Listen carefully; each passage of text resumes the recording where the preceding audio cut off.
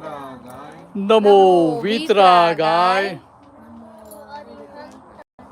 नमो अरिहंताणम नमो सिद्धाणम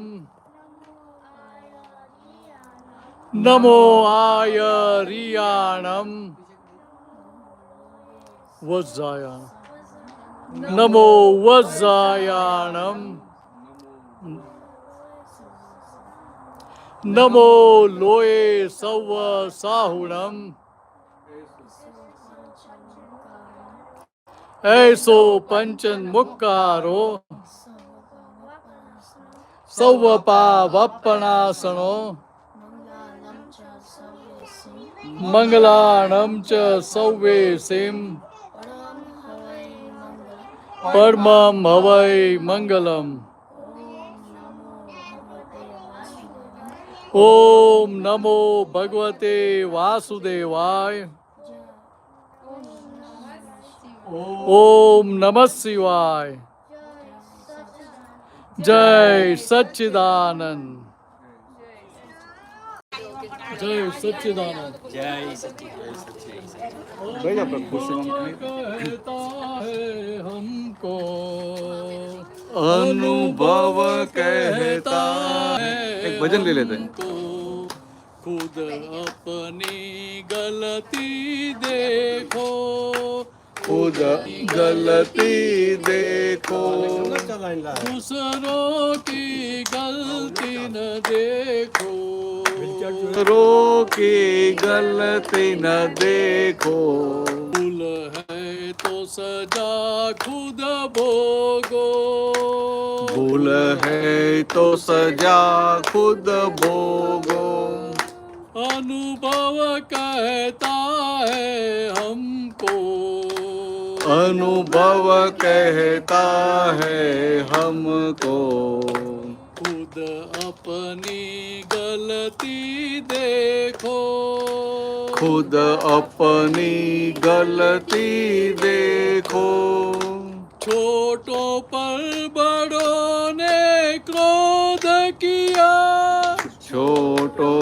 पर बड़ों ने क्रोध किया और माना हमने अच्छा किया और माना हमने अच्छा किया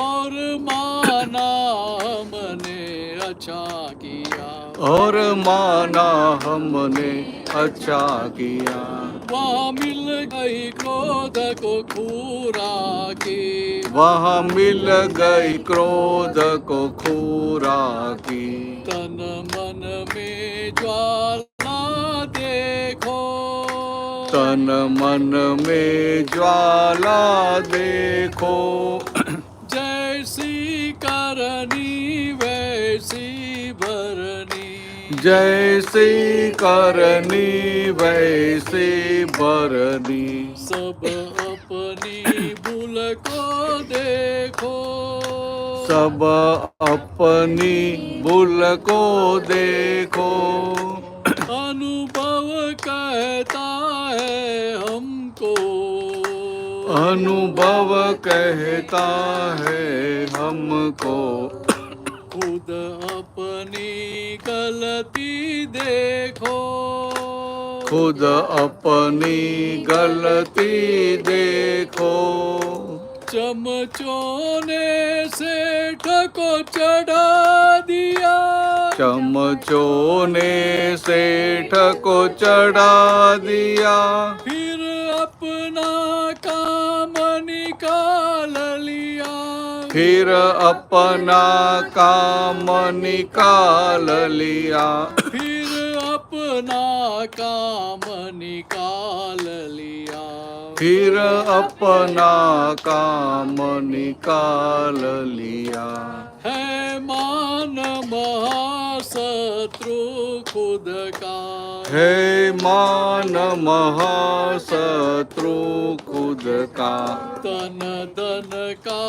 अपव्यय देखो तन धन का अपव्यय देखो इस जग में संतों की तरह, इस जग में संतों की तरह अपमान भी सहना सीखो, अपमान भी सहना सीखो, दूसरों की गलती न देखो, दूसरों की गलती न देखो, भूल है तो सजा खुद भोगो, भूल है तो सजा खुद भोगो, यह विश्व फंसा है माया में, यह विश्व फंसा है माया में, यह शरीर भी अपना ही नहीं, यह शरीर भी अपना ही नहीं, यह शरीर भी अपना ही नहीं, यह शरीर भी अपना ही नहीं, मैं शरीर हुआ है जीव का, मैं शरीर हूँ वह है जीव का अहम, रचता है जगत जीव देखो, रचता है जगत जीव देखो, हानि वृत्ति के द्वंद्वों की, हानि वृद्धि के द्वंद्वों की, झंझट से निकलना सीखो, झंझट से निकलना सीखो, अनुभव कहता है हमको, अनुभव कहता है हमको, खुद अपनी गलती देखो, खुद अपनी गलती देखो, कम बुद्धि वाले लोगों को, कम बुद्धि वाले लोगों को, अपनी बुद्धि से फंसा दिया, अपनी बुद्धि से फंसा दिया, अपनी बुद्धि से फंसा दिया, अपनी बुद्धि से फंसा दिया, ऊपर से माना अच्छा किया, ऊपर से माना अच्छा किया, वहाँ लोभ की भीड़ गुच देखो, वहाँ लोभ की भीड़ गुच देखो, जहाँ करता पद का अशुद्ध पूरण, जहाँ करता पद का अशुद्ध पूरण, गलन में कर्म रज देखो, गलन में कर्म रज देखो, अनुभव कहता है हमको, अनुभव कहता है हमको, खुद अपनी गलती देखो, खुद अपनी गलती देखो, दूसरों की गलती न देखो, दूसरों की गलती न देखो, भूल है तो सजा खुद भोगो, भूल है तो सजा खुद भोगो। जय सच्चिदानंद। जय सच्चिदानंद। वो आपके हाथ में नहीं था ना वो किताब, इसलिए थोड़ा तकलीफ हो जाता है। ऐसा शब्द समझ में ऐसे थे। तो क्या बोलते हैं कविराज? ये तो हिंदी में ही है। हाँ हिंदी में ही है। आप लोग ऐसे हिंदी में लिया। ये सुना आपने, ये पद सुना? अनुभव कहता है हमको खुद अपनी गलती देखो। सारे जगत में सब लोग दूसरों की गलती देखते हैं ना, कि खुद की देखते हैं? दूसरों की देखते हैं। और यहाँ कविराज लिखते हैं कि अनुभव कहता है हमको खुद की गलती देखो, दूसरों की गलती मत देखो। अब ऐसी बात करेंगे किसी को अच्छा भी नहीं लगेगा।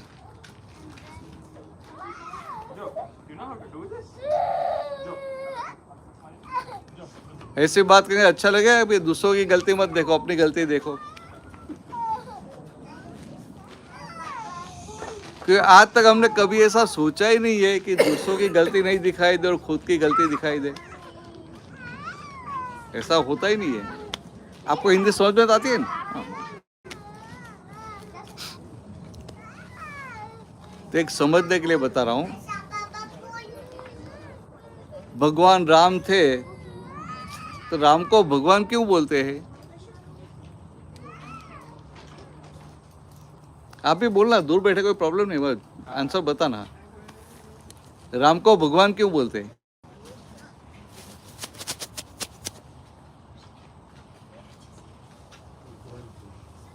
भगवान थे इसलिए? ऐसा नहीं, भगवान थे और पता कैसे चला भगवान है? सर पे लिखा तो नहीं था। तो राम भगवान थे, वो पता कैसे चला? और हम सब लोग मानते हैं कि भगवान राम है। गलत नहीं, 100% करेक्ट है, सही है। मगर भगवान है, हमने मान तो लिया, मगर भगवान भगवान कैसे थे? उनका ऐसा क्या था जिसकी वजह से लोग उनको भगवान बोलते हैं? आप भी पूछ सकते हो, बीच में प्रश्न आता है तो। बीच में कुछ पूछता है तो पूछ सकते हो, फील फ्री। राम का सुनाता है ना, भगवान राम का, वो अयोध्या मंदिर बन रहा है। ये भाई अभी जो बात करो हिंदुओं को भी पता नहीं है, ऐसी बात है। तो आपको तो पता ही नहीं होता है ना, तो प्रॉब्लम नहीं है ना, आप सबके जैसे ही, कोई प्रॉब्लम नहीं। भगवान राम को भगवान क्यों बताया? तो भगवान राम एक ऐसे हो गए कि जिन्होंने सारी जिंदगी में किसी को दोषी नहीं देखा था। ख्याल में, सारी जिंदगी में किसी की गलती नहीं देखी, इसलिए उनको भगवान बोलते हैं। आपको ख्याल में है?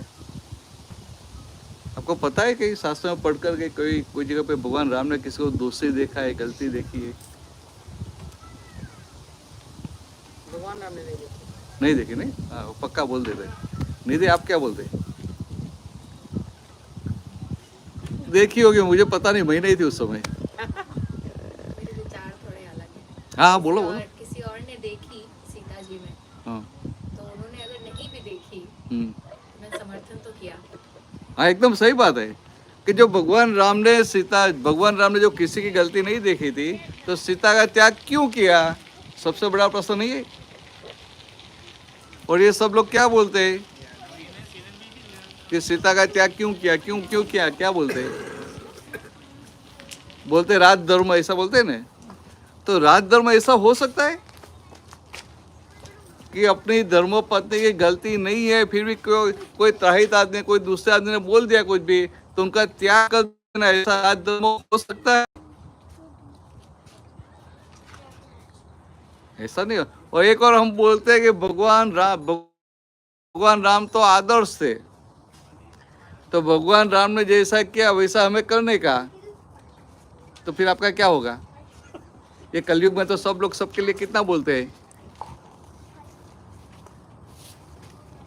भाई साहब सोच रहे हैं हम सबसे पहले बीवी को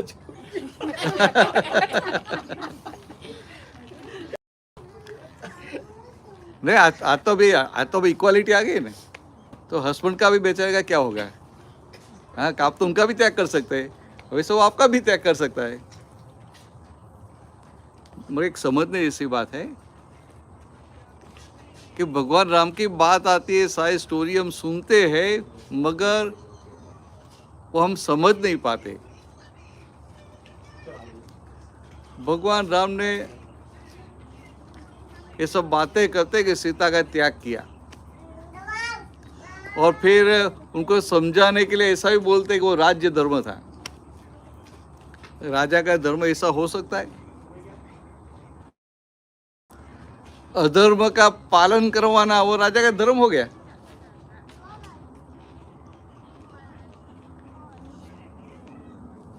आपको ख्याल में आया? मैं किसी का विरोधी नहीं हूं, मगर समझने के लिए कि भगवान का राजा का धर्म ऐसा हो सकता है। चलो उनको हम भगवान नहीं मानते, राजा मानते हैं, तो राजा, आदर्श राजा का धर्म ऐसा हो सकता है कि बिना कुछ गलत, वो राज धर्म कैसे होगा? वो ऐसा होगा तो फिर राम राज्य कैसे बोल सकते हैं उनको? और बात कैसी है एक समझने के लिए कि भगवान राम जो हो गए, तो भगवान राम ऐसे थे, भगवान राम ने सारी जिंदगी में किसी को दोषी नहीं देखा। आपको इतना तो पता है ना कि भगवान राम को वो राज्य गादी में बैठने का था, वो सब मुहूर्त निकाला था, सब कुछ तैयार था, और लास्ट में कैकेयी ने वो वरदान मांग लिया। एक रात में गुजराती बोलते कई का कई कर दिया, कई का कई। और बोलते मंत्रा दासी ने सब वो किया, मगर भगवान राम को दूसरे दिन राज्य गादी पे बैठने का था, फिर भी भगवान राम ने अपने पिताजी राजा दशरथ का दोष देखा था? नहीं देखा। नहीं, ये निधि तो हाँ बोलती है। तो लग रहा है उन्होंने देखा था, पर उन्होंने वचनबद्ध होकर के, क्योंकि रीति होने की वजह से शायद उन्होंने किया। बराबर है, तो आपको ऐसा देखा था, मगर ऐसा वचन की वजह से जो वचन दिया था, तो वचन तो राजा दशरथ ने दिया था, राम ने थोड़ा दिया था। हाँ, लेकिन उनकी रघुकुल तो रीति थी ना। मैं क्या बता रहा हूँ, वचन राजा दशरथ ने दिया था, तो राजा दशरथ बंधन में थे, राजा राम कहाँ बंधन में थे? आप ऐसे गलत बात क्यों कर रहे हैं? बराबर है। हाँ। तो मगर फिर भी भगवान राम ने राजा दशरथ को ऐसा भी बोला कि आपने वरदान दिए थे कैकेयी माता को, ठीक है चलो दिए थे, पर आपने मेरी कंसेंट ली थी, इट्स इलीगल। मैं कोर्ट में जाके आपको बताऊंगा कि I am right and you are wrong. ऐसा विचार तक आया था? नहीं आया, नहीं आया। नहीं आया था ना, मगर ये तो नहीं बोलती है, तो अलग बोलती है निधि। तो समझ में मैं जो कहना चाहता हूँ, मैं आपको गलत है ऐसा प्रूव करना नहीं चाहता हूँ, मैं तो ये बात समझने के लिए कि इतना होने के बावजूद भी भगवान राम ने राजा दशरथ को दोषी नहीं देखा था, तो कैकेयी माता को दोषी देखा था?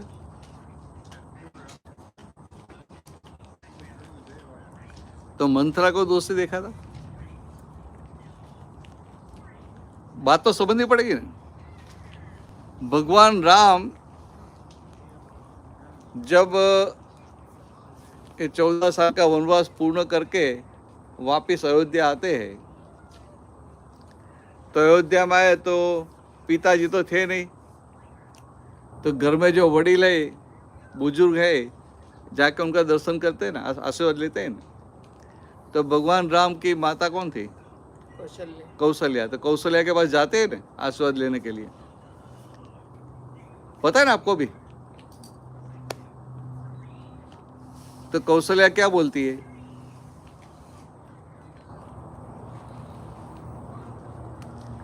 आपने रामायण नहीं, वो सीरियल सब देखा नहीं था? सीरियल भी देखा। भगवान राम सबसे पहले कैकेयी के पास जाते हैं, कौशल्या के पास नहीं जाते।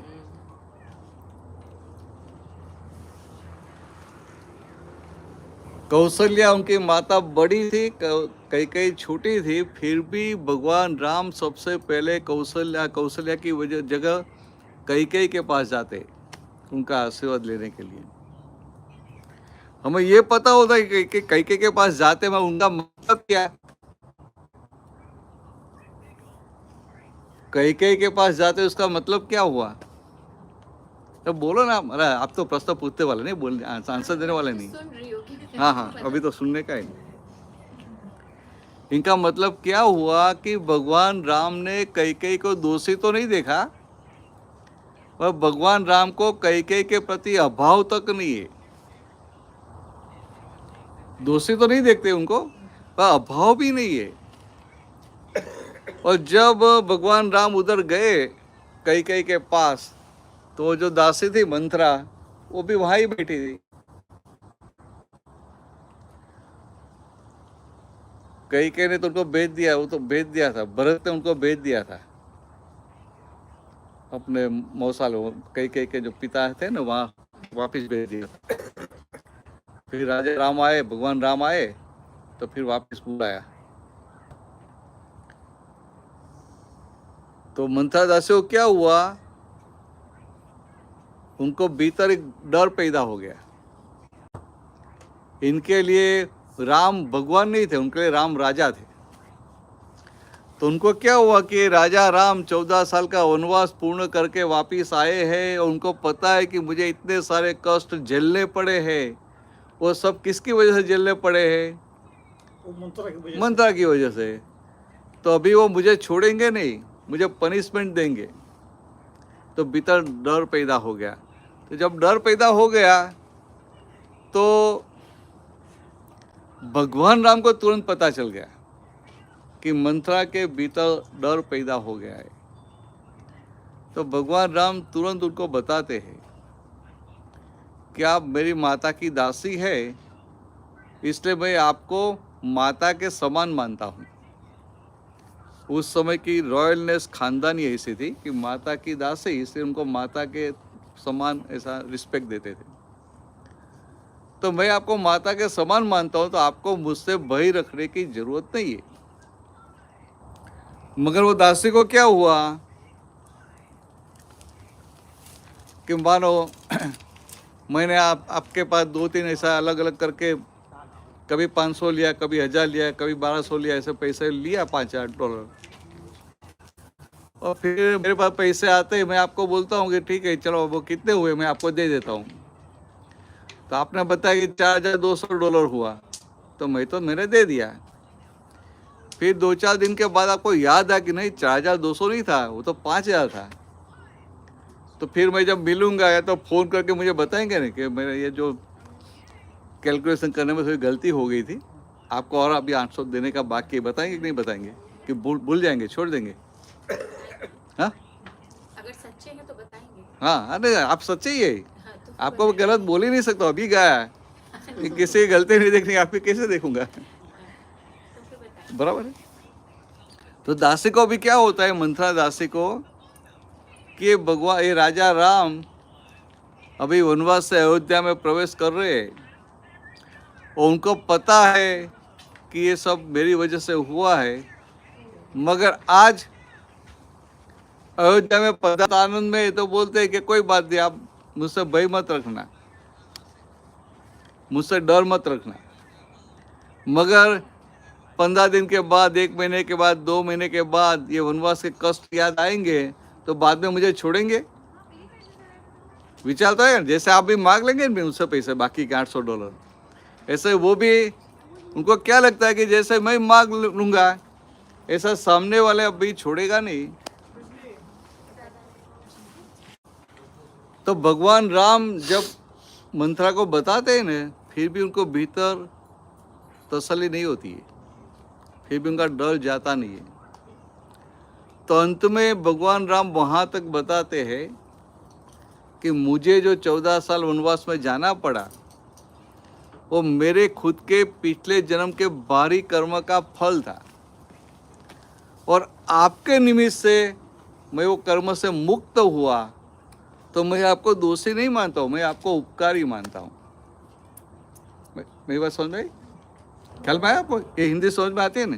मेरी थोड़ी हिंदी पक्की हिंदी नहीं है, ये तो क्या अभी साधु हो गए तो बोलना पड़ता है ना। हिंदी तो बोलनी पड़ती है ना।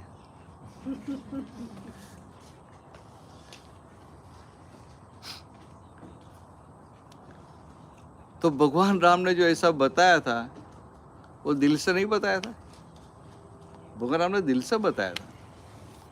तो भगवान राम ने तो किसी की गलती नहीं देखी थी, मंथरा को भी वो उपकारी मानते थे। मगर हम क्या करते, सब जगह दूसरों की गलती देखते हैं, ढूंढते हैं, उससे बाहर नहीं निकल पाते। और एक कुदरत का एक नियम है, लॉ ऑफ नेचर, कुदरत का नियम है कि जहां तक आपको दूसरों की गलती दिखाई देती है, बराबर ध्यान से सुन लेना, जहां तक आपको दूसरों की गलती दिखाई देती, ये कोई धर्म का नियम नहीं है, it's a law of nature. तो आपको दूसरों की गलती दिखाई देती है, वहां तक आपको ये संसार में भटक भटक भटक करना पड़ता है, मीन्स आपको ये संसार में भटकना पड़ता है, ख्याल में। फिर जब आपको एक सही समझ प्राप्त हो जाए, सही दृष्टि प्राप्त हो जाए, और आपको दूसरों की गलती देखना बंद हो गया और खुद की सारी गलतियां दिखाई देती है, वो खुद की गलती का प्रोटेक्शन नहीं करते हैं, तो क्या होगा, भीतर से धीरे धीरे गलती चली जाती है। तो दूसरे लोग आपको निर्दोष दिखाई देते और खुद की गलतियां दिखाई देती है, तब समझना कि आप सही धर्म के सही रास्ते पे, मोक्ष मार्ग पे आ गए। हम लोग क्या मानते हैं कि मैं इतना भक्ति करता हूँ, मैं इतना व्रत तप करता हूँ, उपवास करता हूँ, अच्छे काम करता हूँ, तो मैं तो धर्म में ही हूँ, ऐसा मानते हैं। नहीं मानते, आमतौर पे सब ऐसा ही मानते हैं कि मैं इतना ये सब करता हूँ, भक्ति करता हूँ, मंदिर जाता हूँ, पूजा करता हूँ, पाठ करता हूँ, आरती करता हूँ, प्रसाद भोग धराता हूँ, भोग लगाता हूँ, तो मैं तो धर्म में ही हूँ। और बात ऐसी नहीं, बात ऐसी है कि जब आपको दूसरों की गलती देखना, जब आपका दूसरों की गलती देखना बंद हो गया, तभी मानना कि आप धर्म के सही रास्ते पे आ गए। थोड़ी बात आपको अच्छी नहीं लगेगी, मगर समझने के लिए, बराबर है। ये कुदरत का नियम है, मेरा नियम नहीं है, भगवान का नियम नहीं है, law of nature, and law of nature is applicable to everybody. धर्म का नियम है, तो आप बोले भाई मैं तो ये धर्म में मानता नहीं हूं, तो आप तो बोले भाई ठीक है, मुझे नहीं लगता, वो तो आपको लगता है, मगर it's a law of nature. समझ में आया? आगे बताओ। जब आपको ऐसी दृष्टि प्राप्त हो जाए और खुद की सारी गलतियां दिखाई दे और खुद की गलतियों का प्रोटेक्शन नहीं करते हैं, गलती दिखाई उनके लिए माफ़ी मांग लेते हैं, तो गलती का स्वभाव है कि जो गलती के लिए आपको भीतर पिंचिंग रहता है, भीतर पछतावा रहता है, आप उनके लिए माफ़ी मांगते हैं, वो गलती आपके भीतर से धीरे धीरे निकल जाती है।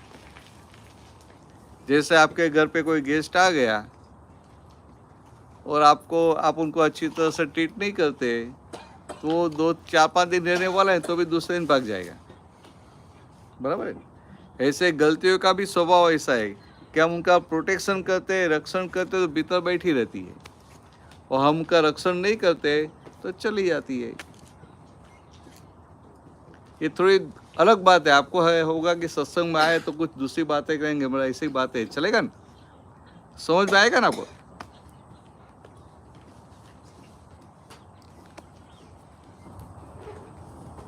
फिर आगे क्या बताया कि आपकी दृष्टि जब आपकी खुद की गलतियां पे चली गई और आप में से धीरे धीरे होते होते होते सारी गलतियां निकलती जाती है, ऐसे करते करते आपके भीतर से अंतिम गलती भी निकल गई,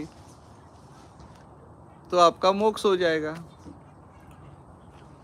कितना सिंपल बताया तुम लोग, आप दोनों को समझ में आता है ना? अरे आपको समझ में आया ये बात? समझ में आती है ना? ऐसा करना मत, समझ लेने का, यह सब कुछ समझने के लिए है। क्या बोलते हैं कि दूसरों की गलती दिखाई देती है, वहां तक संसार में भटकना पड़ता है, फिर जब फोकस खुद के ऊपर गया तो खुद की गलती दिखाई देगी, तो गलती निकालेंगे ना हम। तो खुद की शुद्धि होगी तो आप धर्म के सही रास्ते पे आ गए, और आपके भीतर कोई भी गलती नहीं रही तो आप लिबरेट हो गए, मुक्त हो गए। कितनी सिंपल बात है। आपको तो दिखाई नहीं देती गलती हाँ, मेरी गलती, नहीं नहीं, दूसरों की। दूसरों की गलती दिखती है ना, पर आपके हस्बैंड की तो नहीं दिखती, उनकी पहले दिखती है। वो पहले दिन। सिर्फ उन्हीं की ही दिखती है, हाँ, सिर्फ उन्हीं की ही दिखती है। सिर्फ उन्हीं की तो भी चलेगा। आपको दूसरों की नहीं सिर्फ आपके हस्बैंड की दिखाई देती है ना, किसी और की नहीं ना। खुद की भी नहीं, सिर्फ उन्हीं की दिखती है। हाँ हाँ, नहीं, दूसरे जो है ना, दूसरे जो है कि सास है, ससुर है, मदर है, फादर है, भाई बहन है, दूसरे इन लॉज है, वो सब की नहीं दिखती है ना। नहीं, एक की दिखती है तो चलेगा चलेगा। पर दूसरे का भी देखना मत, दूसरा कुछ भी करे उनकी गलती नहीं दिखाई देनी चाहिए, तो आपका काम हो जाएगा। हस्बैंड की तो देखने का चलेगा।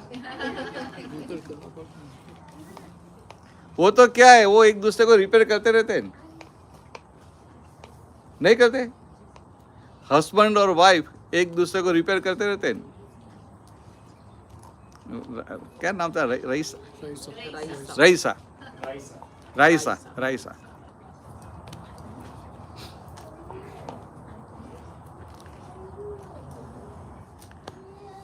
ऐसा हस्बैंड आपने पसंद किया था कि आपका अरेंज मैरिज था?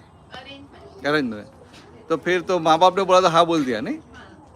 कुछ पूछा नहीं था ना उनको? नहीं, ऐसा नहीं होता नहीं, हाँ बोल दिया तो बराबर है। अभी हाँ बोल दिया, फिर भी आपके दिमाग में हस्बैंड के लिए डिजाइन होती है पानी थोड़ा, हस्बैंड के लिए डिजाइन नहीं होती है। भले आपने खुद ने चूज नहीं किया, आपने माँ बाप ने बताया, आपने एक्सेप्ट कर लिया, बहुत अच्छी बात है, उसमें कोई प्रॉब्लम नहीं होता है।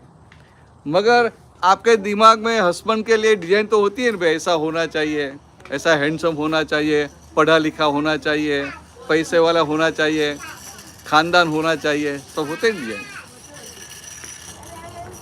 तो उसके हिसाब से 100% आपको मिल गया। 110% मिला। 110 तो वो that was something wrong. When you से 110% समथिंग रॉन्ग है।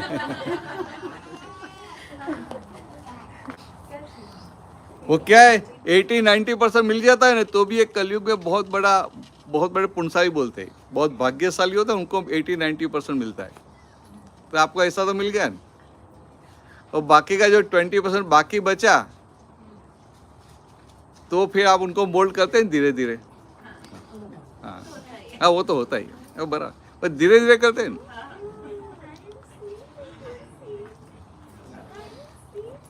समझ में आपको? ये तो उनकी कहानी नहीं, सबकी कहानी है, घर घर की कहानी है नहीं। और जैसे आप उनको धीरे धीरे धीरे मोल्ड करते हैं, ऐसे वो भी उनके खुद के डिजाइन के हिसाब से आपको मोल्ड करता होगा ना, वो भी करता है। अच्छा, नहीं, बहुत अच्छी बात है अंकल, बात सही है ना कि पति और पत्नी दोनों शादी के बाद एक दूसरे को अपनी डिजाइन के हिसाब से बनाने के लिए प्रयत्न करते हैं। अभी हम किसी को मोल्ड करते हैं तो उनको हर्ट नहीं होता है?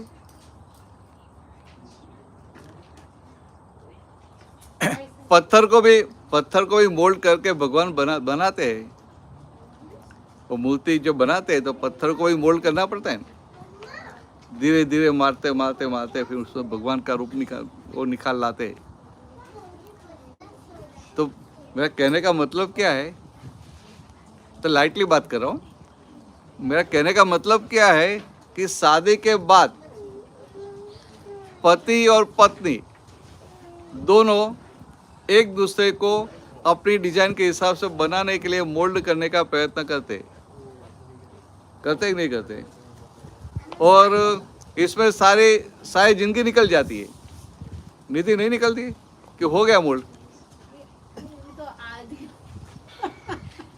तक ही पहुंचे। आधे तक क्यों पहुंचे?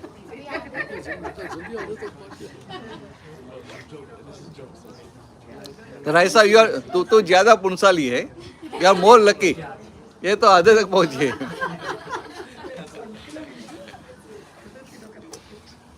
हाँ बात नहीं, बात से बात इधर बात होगी बहुत सारी। हाँ इधर पूछिए। हाँ हाँ।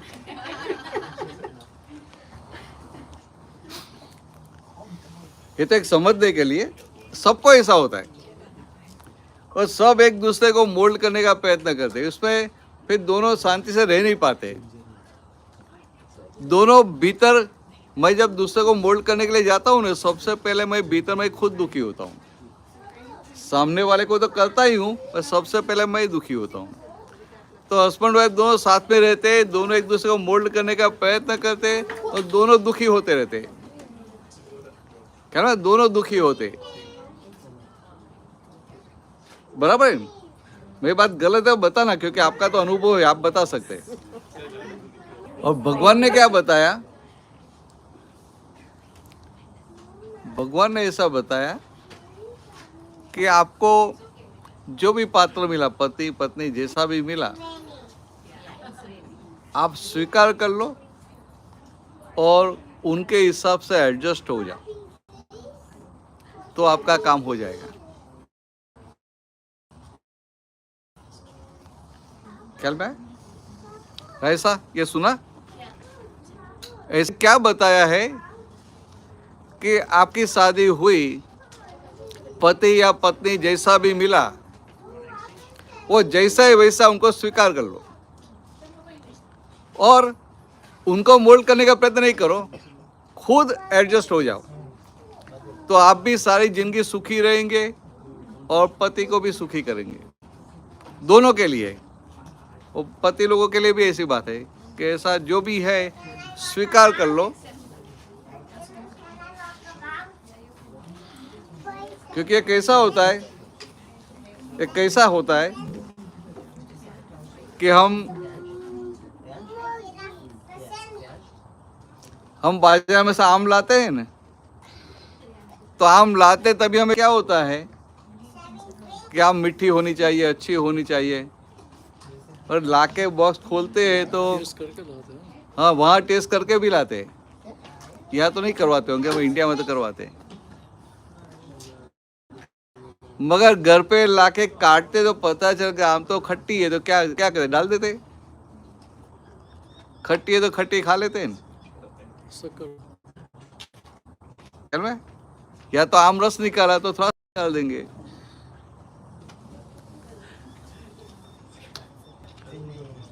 तो ये सुखी होने के लिए जीवन में, आप सुनते तो थे ना, तो सुखी होने के लिए इतना ही करने का। शादी हुई ना, बाद में उनका जैसा भी नेचर है, जैसा भी है, पहले तो बहुत इच्छा होती है ऐसा होना चाहिए। मैं तो आम लाते ही घर में लाके, घर पे लाके काटते तभी पता चलता है खट्टी है, अच्छी है, अच्छी नहीं है। अभी घर पे लाए काट लिया तो फिर क्या हुआ, अभी तो पैसा वापस मिलेगा नहीं। ऐसा यहाँ भी शादी की तो साथ में रहना तो पड़ेगा ना। यहाँ मिलता है गुरुजी। हाँ, यहाँ कॉस्को में वापस हो जाता है, खराब हो जाता है ना।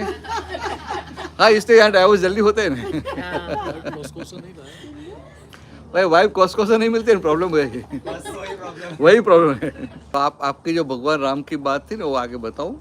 आपने जो प्रश्न किया था ना, वो अच्छा किया था कि भगवान राम ने सीता का त्याग क्यों किया। तो ये क्या है कि आप लोग कर्म के सिद्धांत में मानते हैं, बराबर है? कर्म का सिद्धांत क्या है? कर्म का सिद्धांत क्या है? ओ, जैसे करनी वैसे बननी, बराबर है, एकदम सही बात है कि जैसे करनी वैसे बननी। आप लोग क्या ये जैसे करनी वैसे बननी ऐसा मानते? ओ तो फिर फर्क नहीं है इतना, नहीं तो चलेगा। आप जैसे करनी वैसे बननी, उनका मतलब क्या हुआ कि हम पिछले जन्मों में जो कर्म अज्ञानता से बांध लिए, उनका भी प्रारब्ध कर्म के रूप में वो हमारे पास आता है फल देने के लिए, और प्रारब्ध कर्म के रूप में आता है, और वो हमें कंपलसरी भोगना पड़ता है। पुण्य कर्म है तो सुख देके जाता है वो फल कर्म, और पाप कर्म है तो वही कर्म आपको दुख देके जाता है, ऐसा हो जाता है। मगर प्रारब्ध कर्म जो है वो कंपलसरी है, समझ में? अभी भगवान राम ने, हम बोलते कि सीता का त्याग किया था, अभी मैं आपको सीधा प्रश्न करता हूँ, भगवान राम की सीता का त्याग करने की इच्छा थी? सीता जी की इच्छा थी कि भगवान राम का त्याग करे? तो दोनों में से किसी की एक दूसरे का त्याग करने की इच्छा नहीं थी, फिर भी वो प्रारब्ध कर्म फल ऐसा लेके आए थे, इसलिए त्याग हुआ। त्याग किया नहीं, त्याग हुआ। मगर ये बात लोगों को समझा नहीं पाए, तो लोगों ने शॉर्टकट यूज कर दिया कि राज धर्म निभाए। ऐसा नहीं था। दोनों में से किसी को एक दूसरे का त्याग करने की इच्छा ही नहीं थी, मगर वो प्रारब्ध कर्म के अधीन त्याग किया नहीं, त्याग करना पड़ा। कभी हम बीमार हो जाते हैं ना, डॉक्टर बोलते ये नहीं खाने का, तो हमें खाना है तो भी खा नहीं पाते, और शायद खाने के लिए जाएंगे तो घर वाले सब बोले नहीं नहीं खाने का है, तो खाने की इच्छा है फिर भी खा नहीं पाते। और कभी किसी घर पे गए, या सृष्टि के घर पे गए और सृष्टि ने कुछ अच्छा बनाया है, वो बोले कि आप टेस्ट करो, बहुत अच्छा है, मैंने पहली बार ही बनाया है। पहली बार बनाया तो आपके ऊपर ही टेस्ट करेंगे ना, कि पहली बार ही बनाया मगर बहुत अच्छा हुआ, आप टेस्ट करो। अभी आपका टमी फुल है, आपको खाना नहीं है, मैं वो इतना प्रेशर नहीं खाने तो भी खाना पड़ेगा। तो खाना भी आपके हाथ में नहीं है और नहीं खाना भी आपके हाथ में नहीं है, दोनों प्रारब्ध कर्म के अधीन है। तो सीता का जो त्याग हुआ ना, वो त्याग किया नहीं था, करना पड़ा, प्रारब्ध कर्म के अधीन था। मेरी बात समझ में? अभी पूछो, आप बहुत सारे प्रश्न पूछते हो ना, अभी पूछो। थोड़ी बात मैंने कर दी तो नहीं, सालों शांति नहीं बढ़ेगी, बोल्ड आयो છે। निधि तो तेरा नाम है ना? पक्का ना?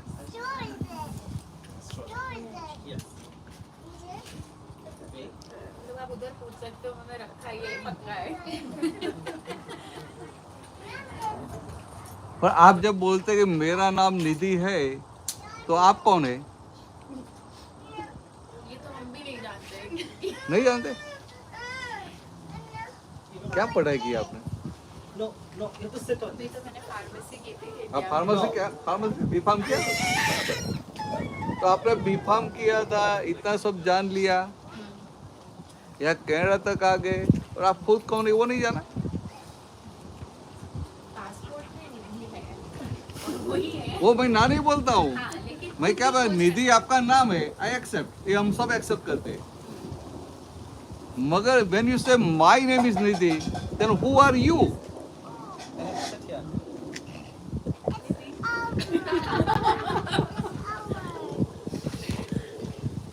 ये क्या है? आप बोले मेरा नाम निधि है, तो बराबर है, तो व्यवहार के लिए नाम तो देना पड़ेगा ना, आइडेंटिफिकेशन के लिए, पासपोर्ट निकालने के लिए, या तो यहाँ आ गए तो कार्ड के लिए, सब हेल्थ कार्ड के लिए, सबके लिए नाम तो देना पड़ेगा ना।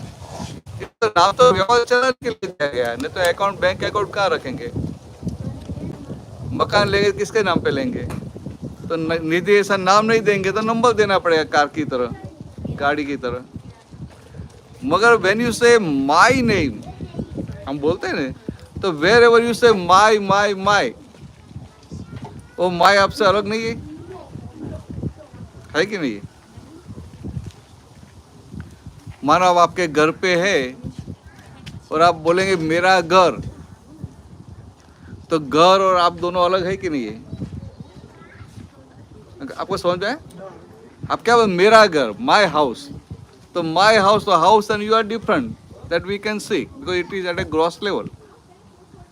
ऐसे थोड़ा नजदीक जाएंगे फिर क्या बोले माई ड्रेस, तो ड्रेस और आप दोनों अलग है कि नहीं है। फिर थोड़ा ज्यादा क्लोज जाएंगे तो क्या बोलेंगे, my body, my hands, my legs, my eyes, तो वो सबसे भी हम अलग है। फिर थोड़ा सटल में जाएंगे तो क्या बोलेंगे, माई माइंड, माई इंटेलेक्ट, ऐसा ही बोलते हैं ना। तो हम जब बोलते हैं कि मेरा मन, मेरी बुद्धि, तो वो सबसे भी हम अलग है। तो really speaking we are different, मगर हम क्या है वो जानते नहीं है। तो हमने बाहर का सब कुछ जान लिया, वो फार्मेसी भी पूरा पढ़ लिया, मगर खुद कौन है वो नहीं जाना। बहुत बड़ी गलती नहीं हो गई? अच्छा हाँ बोलती है। आपने तो अपनी गलती मानो शुरू में तो। हाँ हाँ हाँ हाँ।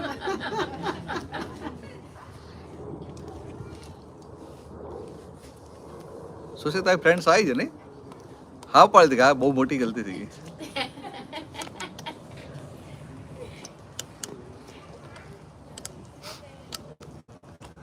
तो एक्चुअली निधि कैसा है कि हम भारतीय है ना, हिंदुस्तानी,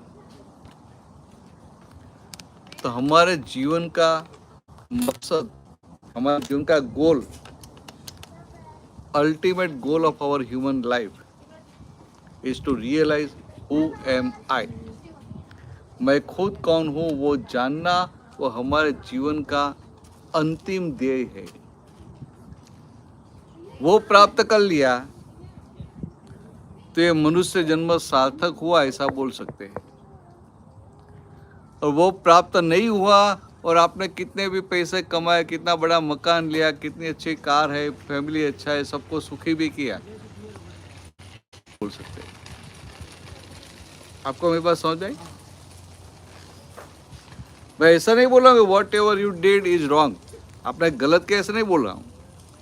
तो मेरा कहने का मतलब क्या है कि ये सब कुछ किया मगर खुद को पहचाना नहीं, खुद की पहचान नहीं हुई तो ये मनुष्य जन्म सार्थक हुआ, ऐसा नहीं बोल सकते।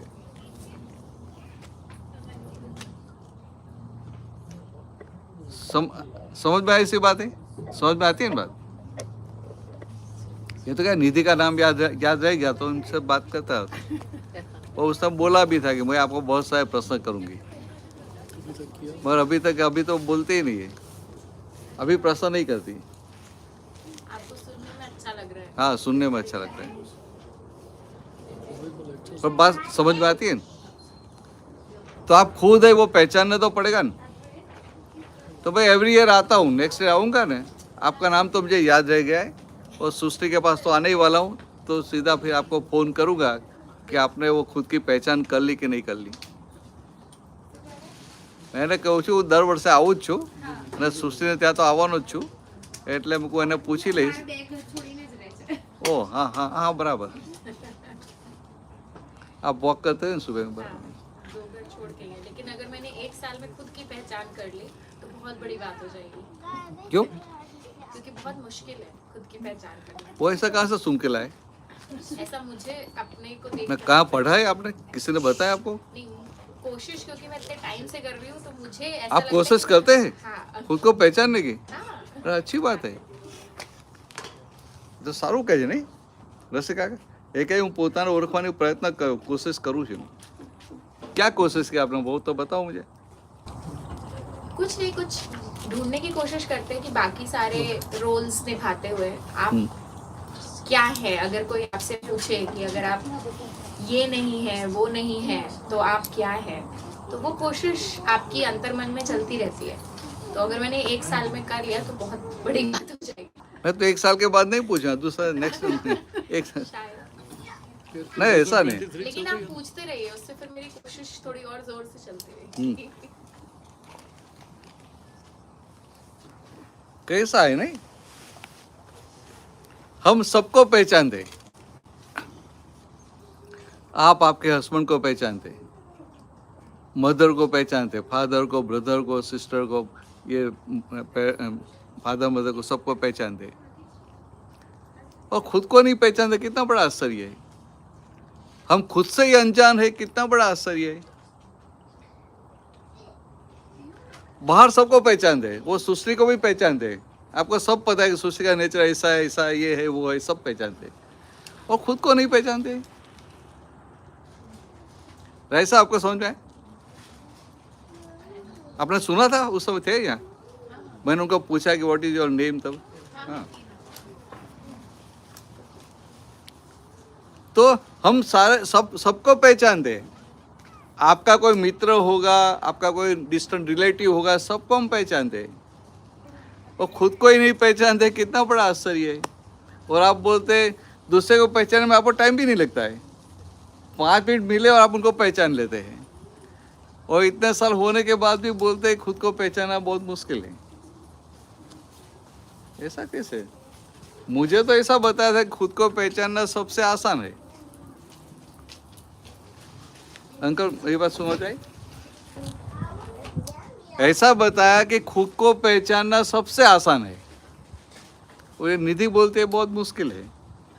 आप क्या बोलते हैं? आसान है। आसान है। हाँ, तो मेरे साथ में चलो, कोई तो सपोर्ट देने वाला मिल गया। और सही में ऐसा है, खुद को पहचानना ये दुनिया में सबसे आसान है।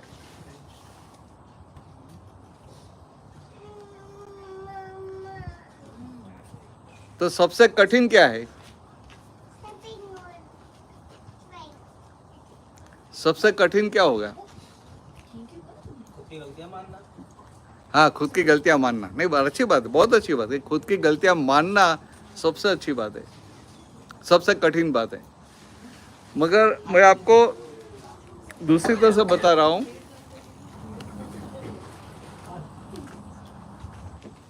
गलत करना, अधर्म करना, वो सबसे कठिन है। धर्म को फॉलो करना वो आसान है।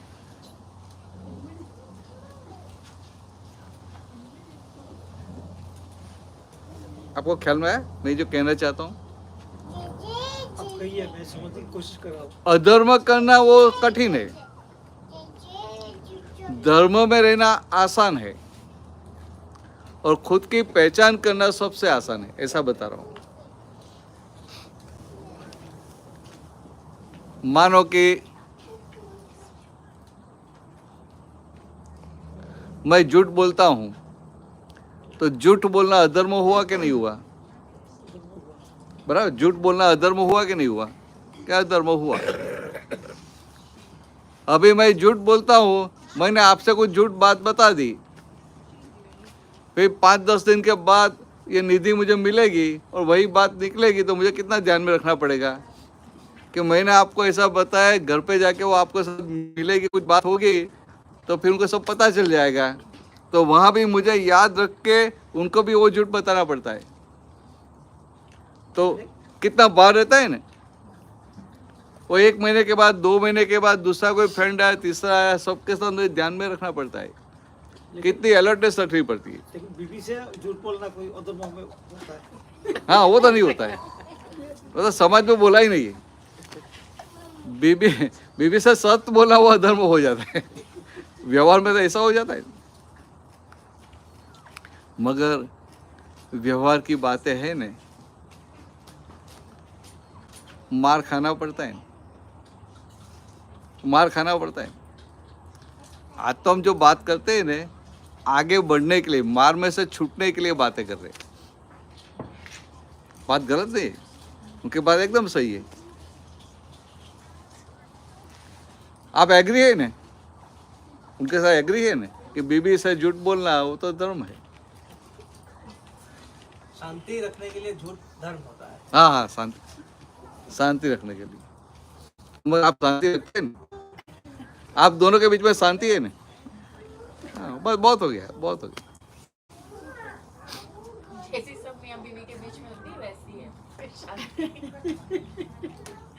नहीं तो ऐसा एक और आप मैं पूछता हूँ, क्या आप दोनों के बीच में शांति? हाँ बोलते, फिर बोलते ऐसा जो है ऐसा होता रहता है।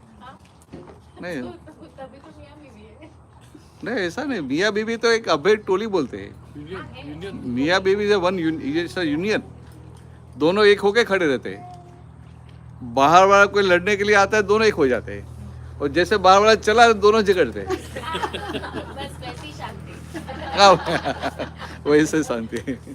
अच्छी बात है। मगर ये दादा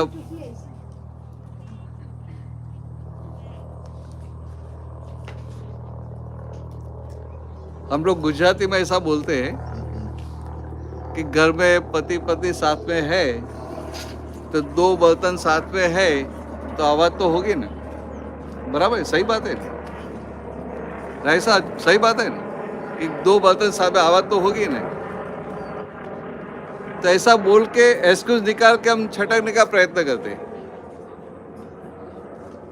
और अंकल एक समझने के लिए ये बर्तन तो दो टकरा गए ने तो उनकी आवाज तो 1 मिनट में शांत हो जाएगी, मगर ये जो बर्तन है ना पूरी दिन की आवाज करते रहते हैं।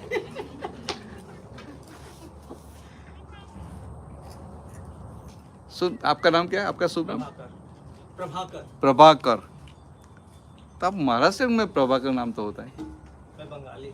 हाँ, इसलिए मैं पूछा महाराष्ट्र में ऐसा नाम होता है, बंगाल में होता है? क्या है, कोई भी कुछ भी रख सकता है। हाँ ना, तो बराबर, कोई भी रख सकता है।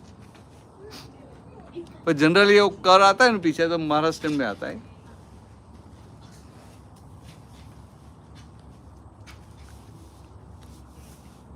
तो प्रभाकर समझने के लिए कि बराबर है दोनों साथ में तो बर्तन है मगर आवाज नहीं आनी चाहिए। पता कैसे चलेगा साथ में है तो? हाँ, पता नहीं लगता। मगर क्यों क्या होता है कि हमने कभी हम ऐसा इमेजिन भी नहीं कर सकते कि इस तरह से साथ में रह सकते, बिना आवाज के साथ में रह सकते, ऐसा इमेजिन भी नहीं कर सकते। इसलिए लगता है ऐसा कैसा हो सकता है, मगर जीवन में हमें इस तरह से रहने का है। ये तो क्या है कि हम शादी कर लेते हैं, शादी की उम्र होती है तो माँ बाप ढूंढ लेते हैं या तो हम खुद ढूंढ लेते हैं, बराबर है। तो शादी की उम्र हुई, शादी हो गई, वो ब्राह्मण आएगा, पुरोहित आएगा, शादी कर देगा, वो हस्तमलक करवा दिया तो आपको लगा अभी शादी हो गई, हमें लगता है कि शादी हो गई। मगर भगवान की भाषा की बात बहुत अलग है।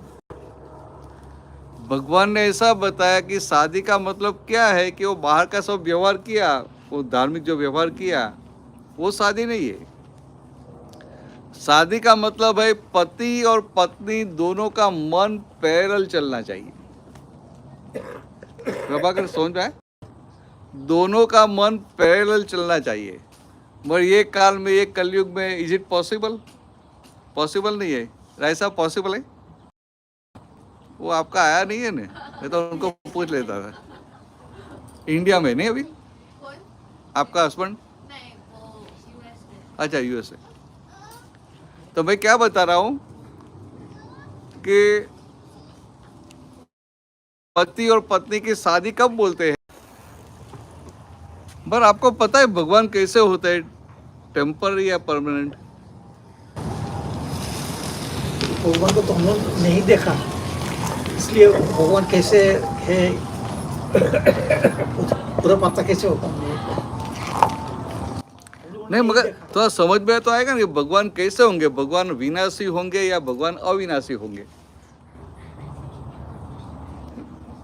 भगवान सबका मंगल चाहते हैं, बस ये हाँ, भगवान सबका मंगल चाहते हो, एकदम सही बात है कि सबका मंगल चाहते हैं। हमारे हिसाब से तो हर व्यक्ति के अंदर भगवान है, हम लोग ईश्वर का ही अंश मात्र हैं। तो मैंने आपको पूछा, तो फिर मैंने आपको सीधा, आपको भगवान होना है तो आप ना बोलते हैं। नहीं, भगवान होना है तो भगवान का कोई डिक्लेरेशन थोड़ी ना है।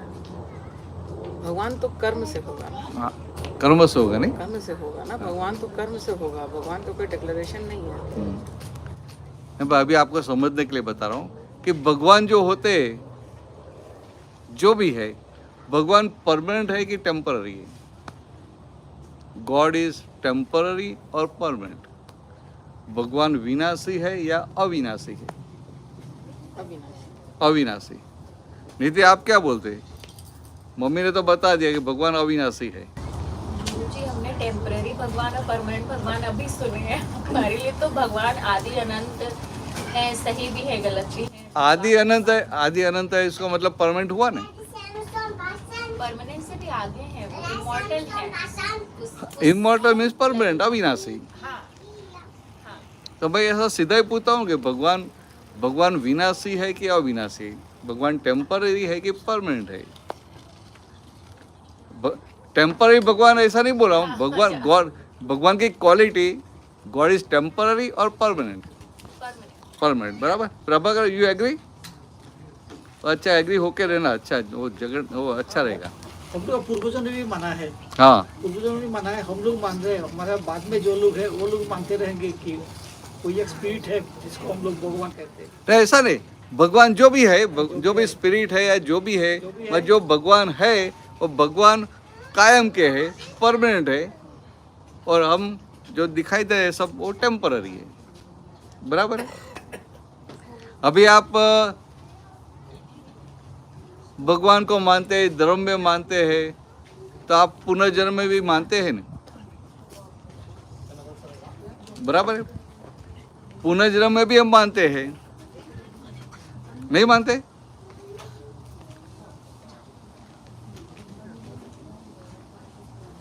निधि, आप पुनर्जन्म में मानते हैं? भले पिछले जन्म में कहाँ थे, क्या थे, वो पता नहीं है, बट वी डू बिलीव, समझ में, deep rooted we do believe that rebirth is there. लेकिन उसका कोई 100% ये नहीं है। हाँ, मैं वही बता रहा हूँ, कैसे है, क्या है, कहाँ थे, वो कुछ हमें पता नहीं है, मगर एक हम मानते हैं, पूरी श्रद्धा के साथ मानते हैं कि पुनर्जन्म है। हो सकता है, लेकिन किसी ने नहीं देखा हम लोग। हाँ, देखा नहीं है, पर हो सकता है, ऐसा मानते हैं ना। तो इसका मतलब क्या हुआ कि अभी तो आप है, बराबर। आपको ये देह मिला, उसके पहले भी आप थे कि नहीं थे? कहाँ थे, क्या थे, पता नहीं है। और ये आपको जन्म मिला, इसका आयुष्य कर्म पूरा हो जाएगा, बाद में भी आप रहेंगे ना, जहां भी जन्म मिलेगा वहां रहेंगे ना। इसका मतलब क्या हो गया? आप खुद, इसका मतलब क्या हो गया? आप खुद अभी है, पहले थे और बाद में रहेंगे, तो आप खुद परमानेंट नहीं है, आप खुद अविनाशी नहीं है, तो आप खुद भगवान नहीं है। आपने तो पार्टी बदल दिया, आपको उसमें जाने जैसा था, पॉलिटिक्स में। आई मेरी बात समझे? हम खुद भगवान है ही, मगर आश्चर्य इतना बड़ा है कि खुद भगवान होने के बावजूद भी हमें खुद की पहचान नहीं है। और खुद की पहचान नहीं है, इसलिए आपने मान लिया कि मैं निधि हूँ, मैं निधि हूँ। ख्याल में? तो आपका जन्म हुआ तो मदर ने बता नाम दे दिया, क्या बुआ ने नाम दे दिया कि निधि निधि निधि, तो सब निधि निधि करके बुलाते, तो आपको क्या हो जाता है कि मैं निधि हूँ। तो एक मान्यता, बिलीफ खड़ी हो जाती है, बिलीफ कि मैं निधि हूँ, मैं निधि हूँ। तो दादा बुआ ने क्या बताया? तो उन्होंने क्या बताया कि मैं निधि हूँ is a first wrong belief. आपको समझ है? कि अभी उनका ही नाम मैं ही जानता हूँ, तो मैं निधि हूँ is the first wrong belief. और ये जो रॉन्ग बिलीफ है, तो दूसरी सारी बहुत सारी रॉन्ग बिलीफ खड़ी हो जाएगी। मैं इतनी उम्र की हूँ, मैं ये गांव की हूँ, मैं ये फार्मासिस्ट हूँ, मैं इनकी बीबी हूँ, इनकी माँ हूँ, इनकी डॉटर हूँ, ऐसे बहुत सारी खड़ी हो, इनकी फ्रेंड हूँ। मगर ये फर्स्ट रॉन्ग बिलीफ कि मैं निधि हूँ, तो दूसरी सारी रॉन्ग बिलीफ चिपक जाती है। सिंपल बात है। तो ये मैं निधि हूँ, वो first wrong belief means it's a fundamental wrong belief. तो आपको काम कितना करने का होता है कि रॉन्ग बिलीफ को फ्रैक्चर करने का, और आप सही में जो है वो सेट करने का, तो फिर काम हो जाता है, आसान है ऐसा। तो मैं खुद को क्या समझूं? हाँ हाँ, देखो खुद को क्या समझो कि कैसी बात है कि अभी तो आपकी मान्यता है ना, आपकी बिलीफ है, आपका जो नाम है उसके ऊपर आपकी बिलीफ बैठी हुई है। मगर ये बात से आपको समझ में तो आएगा, ये तो मेरा नाम है, मैं ही नहीं हूँ। तो जब जहाँ भी हम बोलते हैं my my my, by default all that my is different from I. तो मैं ये देह से अलग हूँ, ये मन वचन काया से अलग हूँ, ऐसा तो है। फिर इस शास्त्र में जो पढ़ा है सुना है उसके हिसाब से भी आप बोल देंगे कि मैं आत्मा हूँ, मैं आत्मा हूँ। मैं आत्मा हूँ ऐसा बोलने से हो जाएंगे? होएंगे नहीं। तो वो रॉन्ग बिलीफ फ्रैक्चर होगी, बाद में वो राइट बिलीफ सेट होती। तो आपका प्रश्न बराबर है कि ये बिलीफ, रॉन्ग बिलीफ फ्रैक्चर होनी चाहिए। इसलिए भगवान ने क्या बताया है कि जहां तक अज्ञानता है, एज फार अज्ञानता, ignorance is there, you are adding new karma in your karmic account at each and every moment. ख्याल में? मगर when I say अज्ञानता, ignorance, तो लोग समझते नहीं कि ignorance क्या है, अज्ञानता क्या है। कोई लोग समझ जाते कि मैंने शास्त्र नहीं पढ़े, मुझे संस्कृत नहीं आती, मैंने ये नहीं पढ़ा, वो नहीं पढ़ा, इसलिए मैं अज्ञान हूँ। ऐसा नहीं। अज्ञानता मीन्स सेल्फ इग्नोरेंस।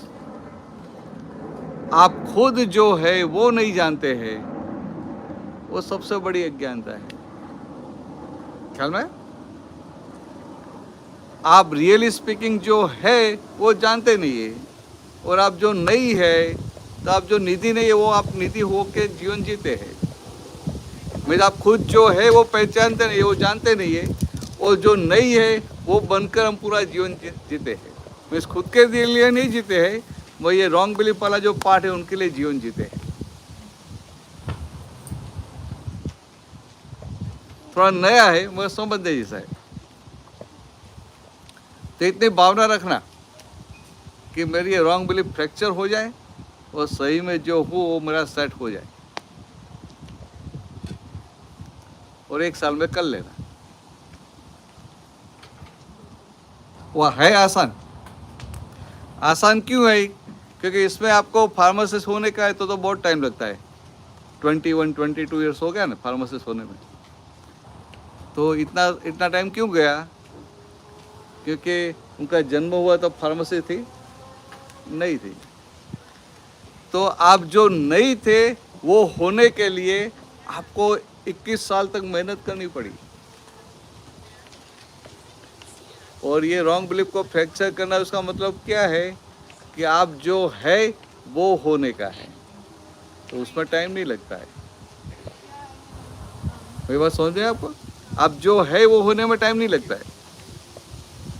वो एक स्कूल में कहानी आती थी कि एक सिंह का बच्चा था, वो ऐसा अलग हो गया, तो वो चरवाहा शेफर्ड उनको लेके जाता है। तो वो भेड़ बकरे के साथ चल रहा है, तो उनको भी लगता है मैं भी इनके जैसा ही हूँ। फिर सिंह की आवाज़, सिंह की वो गर्जना सुनी, तो सामने उसने भी जोर से रोरिंग आवाज़ दी। तो उनके आसपास में जो भेड़ बकरे वो सब भाग गई। तो उनको रियलाइज़ हुआ कि नहीं, मैं ये भेड़ बकरे नहीं हूँ, मैं तो सिंह हूँ। तो उनको मैं सिंह हूँ और रियलाइज़ करने में कितना टाइम गया? कि टाइम नहीं जाता है। क्यों? क्योंकि वो सिंह था, जो था वो होने में टाइम नहीं जाता है। जो नहीं है वो होने में टाइम जाता है। आपको ख्याल में? आप जो है वो होना है, उसमें टाइम नहीं जाता है। मगर आप जो नहीं है वो होना है, उसमें टाइम चला जाता है। तो ये वो जन्म हुआ तब फार्मासिस्ट नहीं थी, उनको फार्मासिस्ट होना था, 21 साल चले गए। ऐसे किसी को डॉक्टर बनना है, किसी को इंजीनियर बनना है, किसी को चार्टर अकाउंट फाइनेंस में जाना है, तो सब टाइम चला जाता है। मगर हम जो है वो होने में टाइम नहीं जाता है। इसलिए ऐसा बताया कि खुद को पहचानना, मोक्ष पाना, ये दुनिया में सबसे आसान है। अभी सही लगता है? अभी तो पाटली बदल देते हैं जल्दी जल्दी, हाँ बोल देती, पहले ना बोलती, अभी हाँ बोलती। मैंने उनको बोला था वो पॉलिटिक्स में जाने जैसा था। कभी भाजपा में, कभी कांग्रेस में, ऐसा है।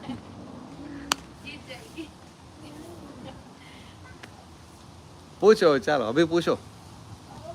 इसमें नहीं है, बट जो आपने प्रारब्ध कर्म के बारे में बोला, उस पे मेरा क्वेश्चन है कि कर्म तो एक, अब जैसे हमने पिछले जन्म में कुछ किया तो राम जी को इस जन्म में कुछ करना पड़ा जो वो नहीं करना चाहते, पर जो भी उन्हें करना पड़ा उन्हीं के द्वारा हुआ, और वो कहीं पे तो सही नहीं है, चाहे उन्होंने अपनी मर्जी से किया या नहीं किया या करना पड़ा। तो अब इसका फिर अगले जन्म में लेके जाएंगे तो ये खत्म कहाँ होगा? हाँ, खत्म कहाँ होगा? ये अच्छी बात है। कितना अच्छा प्रश्न करते, अच्छी बात है। अच्छा प्रश्न कर रही है, अच्छा कर रही है। कैसा है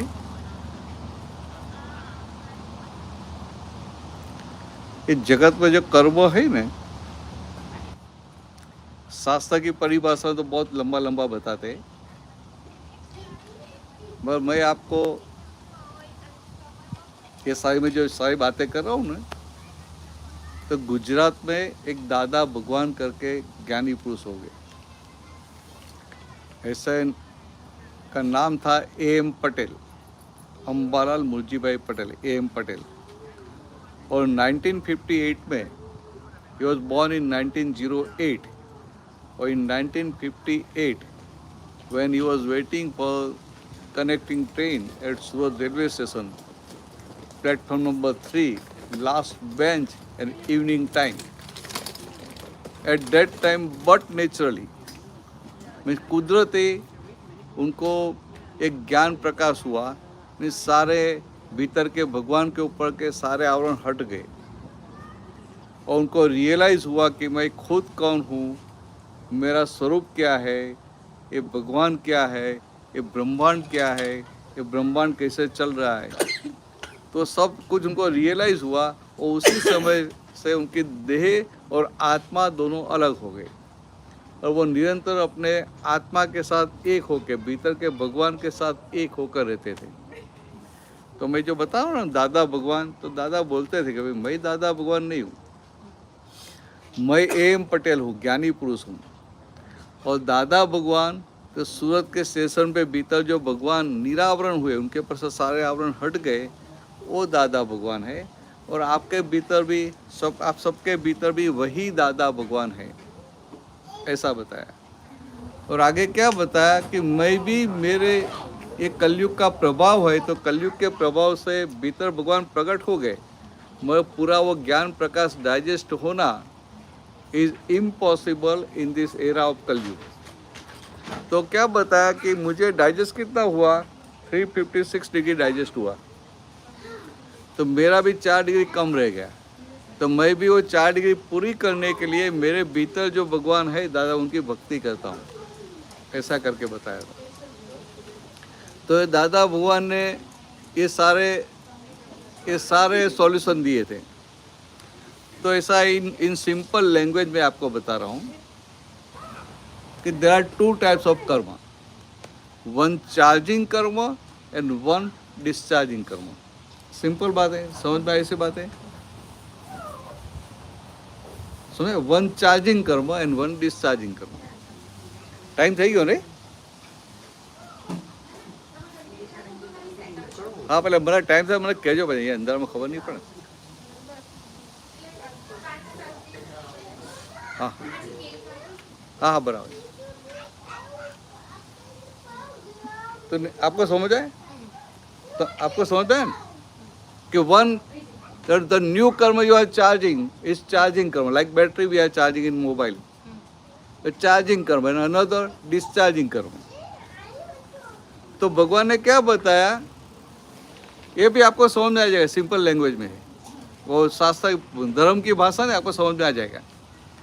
तो दादा बाबा ने क्या बताया कि in this world there are 2 types of karma, 1 charging karma means you are creating new karma, and 1 discharging karma. Like mobile है तो मोबाइल में बैटरी है, तो बैटरी को हम चार्ज भी करते हैं और बाद में वो डिस्चार्ज होती रहती है। ऐसे 2 प्रकार के कर्म है। the karma which is charging karma, the charging karma is totally in your control. And discharging karma is the one where your control is not there, where your say is not there. समझ में ऐसी बात है? आपको समझ में आया? आरू क्या है? तो डिस्चार्जिंग कर्म मीन्स आपके कंट्रोल में नहीं, एंड चार्जिंग कर्म is something which is in your control. तभी मैं बता रहा हूँ आपको समझने के लिए.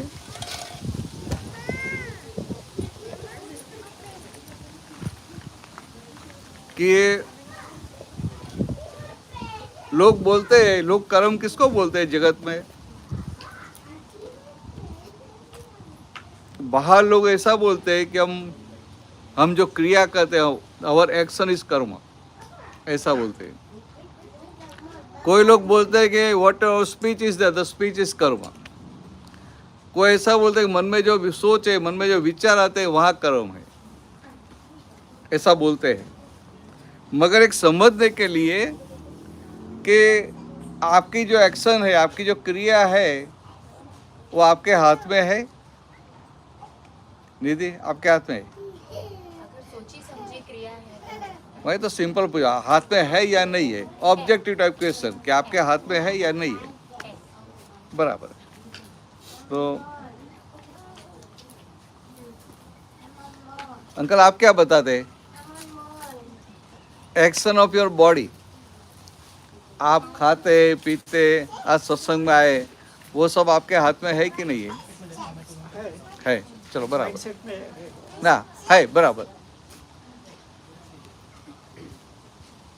आपको क्या लगता है? हमको लगता है कि हमारे हाथ में नहीं है. नहीं है. जो ईश्वर हमारे लिए सुनिश्चित करके रखा है, जो हमसे करवाना चाहता है, वो हमें करना पड़ता है. आप अगर आज इतना सत्संग कर रहे हैं, बराबर. तो ये आपके लिए उन्होंने चुन के रखा है, तो आप कर पा रहे हैं. मेरा कहने का मतलब क्या है कि you are not agreeing with ये दोनों के, सबके साथ आप एग्री नहीं होते. बहुत अच्छी बात है. निधि समझ में आया? तेरी मम्मी तेरे साथ एग्री नहीं है. कभी हाँ. लेकिन हम उनके साथ इस बात से जरूर एग्री हैं कि जो भी मनुष्य इस धरती पर है वो निमित्त मात्र है. तो वो जो करवाना चाह रहे हैं, हाँ. वो आप कर रहे हैं, लेकिन मनुष्य की अपनी एक और ये choice भी है. सबसे बड़ा प्रॉब्लम कहाँ है कि आप बोलते हैं कि वो जो करवाना चाहते हैं वो हमें करना पड़ता है. बराबर है. नहीं, मनुष्य की अपनी चॉइस भी है. चॉइस, अच्छा चॉइस है. तो इसलिए मैं बता रहा हूँ कि क्लैरिटी के लिए, आप अभी आज सत्संग में आए, वो आपके हाथ में था कि नहीं था? आपके हाथ में था कि नहीं था? हाँ, वो तो अरे आपकी इच्छा ही तभी आया ना. भाई चलो, हाँ। तो ऐसा लगता है कि मेरी इच्छा थी कि मेरी फ्रेंड थी, उसने मुझे इनवाइट किया और मेरी भी जाने की इच्छा थी और मुझे सत्संग में इंटरेस्ट था तो मैं गई, और मुझे नहीं जाता, मैं नहीं जा सकती थी. मगर मानो कि सुश्री ने आपको इनवाइट भी किया, आपकी आने की सिंसियर डिजायर भी है, इच्छा भी है, पर कुछ ऐसा संजोग आ गया कि आपको वहाँ पहले जाना पड़ा. ऐसा हो सकता है कि नहीं हो सकता है? होता रहता है, कभी कभी ऐसा होता रहता है. अरे मानो कि बाहर आने के लिए निकले, बराबर है, और गाड़ी स्टार्ट ही नहीं हुई, और ऐसा 10 किलोमीटर दूर तक आना है तो क्या होगा? आना है तो भी नहीं आ पाएंगे. या तो आप बोलेंगे मैं उबेर करके आ जाऊंगी, आप बोलेंगे मैं उबेर करके आ जाऊंगी, तो मैं दूसरे से पूछूं कि मानो आप निकल रहे थे तो स्टेप पे स्लिप हो गए, आप स्टेप पे स्लिप हो गए, नहीं स्लिप हो गए, तो स्लिप हो गए, इतना पेन हो रहा है, तो आपकी आने की सिंसियर इच्छा है, फिर भी आ पाएंगे?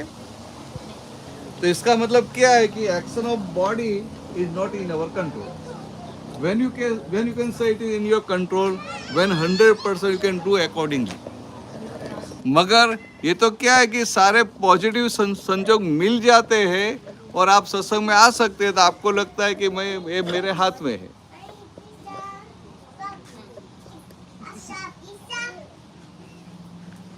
तो आपको लगता है मेरे हाथ में है, तो इसका मतलब क्या हुआ कि ये देह की जो क्रिया है is totally not in your control.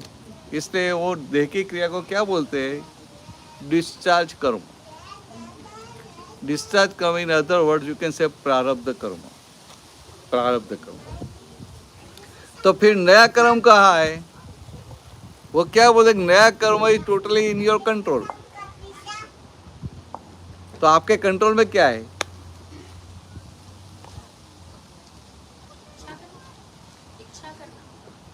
इच्छा करना भी आपके कंट्रोल में कहाँ है?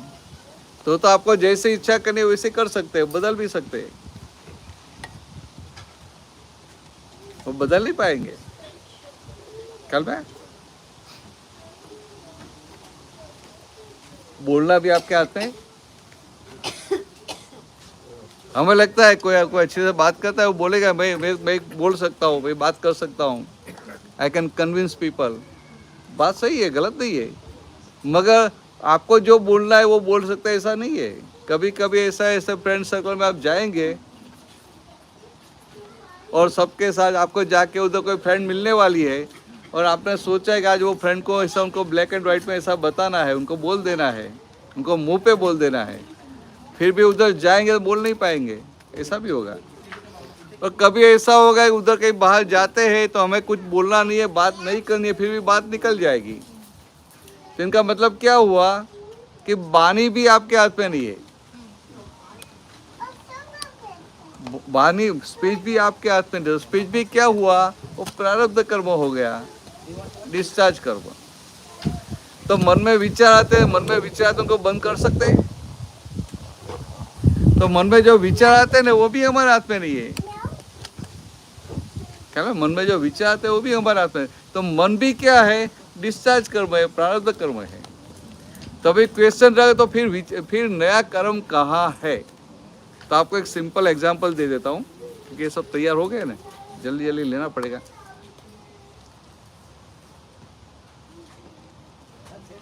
कि मानो आप इंडिया अपने घर पे है और यहाँ तो कोई इंडिया घर पे गए है और आपके यहाँ मानो ये सृष्टि को आपने बताया कि आप मेरे घर पे जरूर आना. आप उसी टाइम इंडिया में ही है. आप कहाँ रहते हैं? यूपी में कानपुर. तो क्या मैं कानपुर में हूँ और मैं तो आप जरूर आना. तो वो भी डिसाइड चलो जाएंगे. समझ में? अभी मानो कि रात हो गई है, 11 बज गए हैं, पूरा दिन आपने बहुत शॉपिंग किया, बहुत घूमे, यू आर सो टायर्ड. तो आप तो जाके सो गए, बराबर.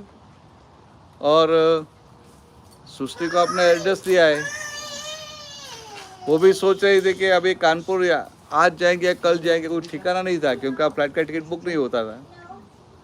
तो टिकट बुक हो गया, वो आ गई और